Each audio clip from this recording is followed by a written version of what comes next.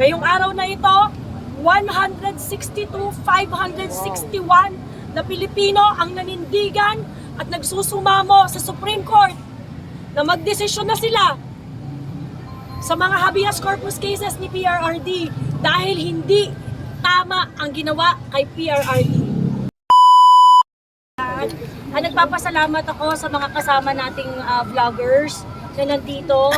Maraming salamat. Itinawid namin ang kami naman, ang una naming filing na wala kaming ibang kabalikat kundi ang mga kapwa namin vlogger. Maraming salamat sa inyo sa pagpapakalat ng advokasiyang ito.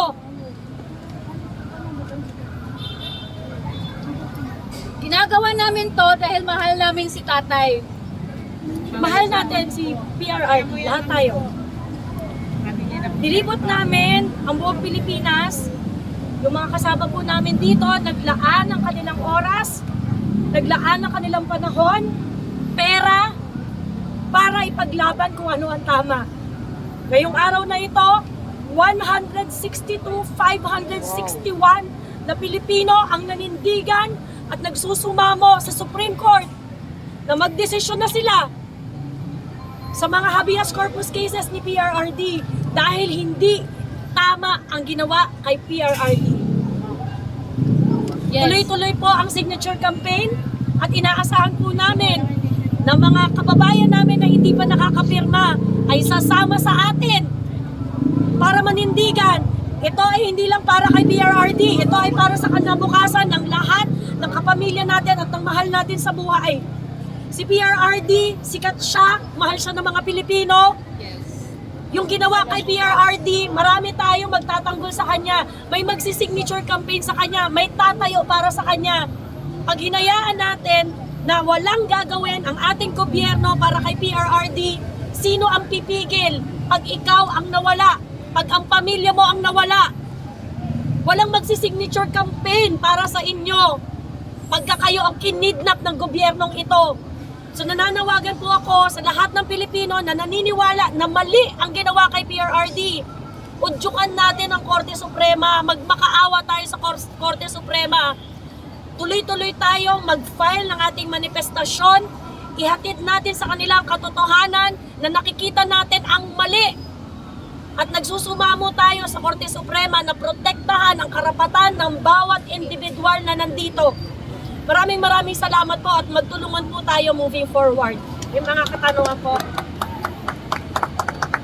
May mga tanong po kayo, gusto nyo itanong? After po nito, ano po? Simula pa lang.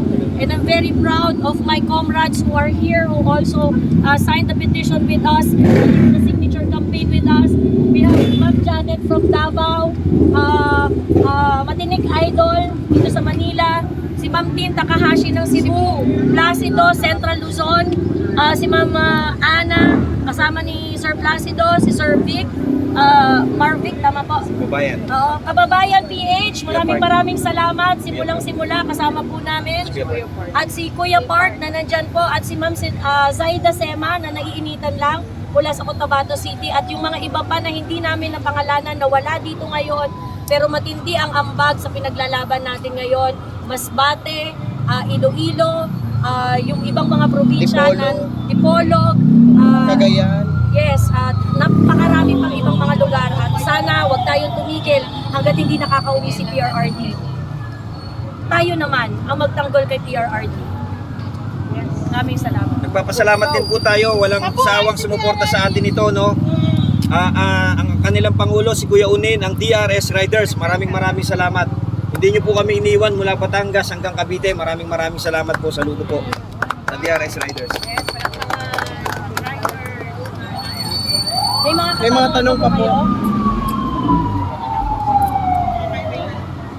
May mga tanong pa po kayo bago kami mag-proceed. Bago po kami mag-proceed. Ma'am, Tropang Bisaya po. Mensahe mo na lang po sa mga personalidad na nagtulong-tulong upang mapadala si dating Pangulong Duterte sa dahig.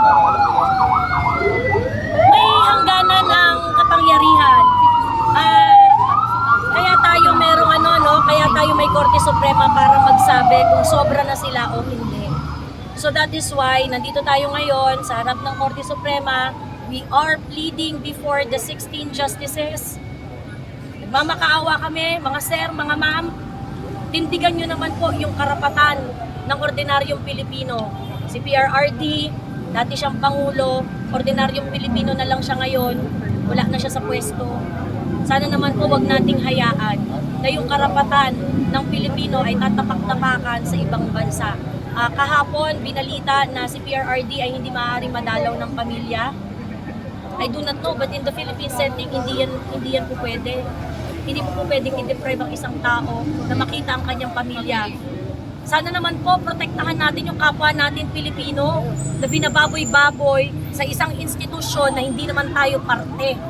So manindigan po tayo at ang pagkilos po natin na ito, ang signature campaign po natin na ito ay isang hakbang, unang hakbang para mai-assert natin ang ating pagka-Pilipino sa mundo. Hindi natin hayaan na yung kapwa natin Pilipino nandun sinusukat gamit ang batas ng iba. Kaya nga tayo may konstitusyon Kaya nga tayo merong karapatan. Dapat i-apply natin, i-insist natin ang karapatan ng isang Pilipino ang dapat masunod dahil siya ay Pilipino. After daw dito, saan daw? Nabaliwala lang nila. Ano po ang next step? Well, sa amin, hindi kami titigil na magtambak ng papel sa Supreme Court ng mga individual na verifiable, may ID, may pangalan, may mukha, may pamilya, may anak, may asawa, mga vendors, doktor, dentista, tindera sa palengke, fast food chain employee. Hindi kami titigil sa paghahanap ng mga Pilipino na naghahanap ng kasagutan. So hanggat tayo ay lumalabas at naninindigan, hindi kami titigil. Huwag nating tanggapin yung ganitong klaseng sitwasyon. Huwag nating tanggapin na ito yung normal. Sabi nga ni VP, huwag tayong masanay sa mali. Kumilos tayong lahat. Ayan.